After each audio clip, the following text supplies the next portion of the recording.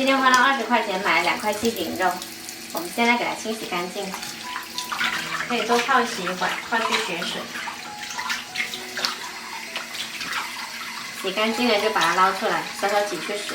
准备一个平底锅，直接把肉放进来，加入适量清水，水不需要很多，刚好没过肉面就行了。然后加入白酒、盐可以稍多一点点，还有生抽，其他就不需要放了。然后大火煮开，转中火，把肉给它焖熟。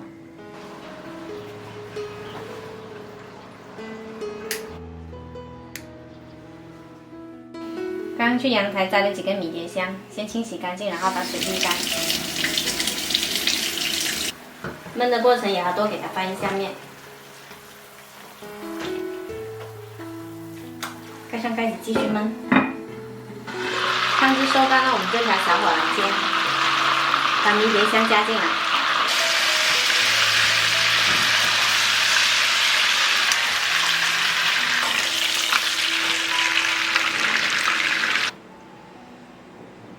一道特别香的香煎鸡顶肉就做好啦。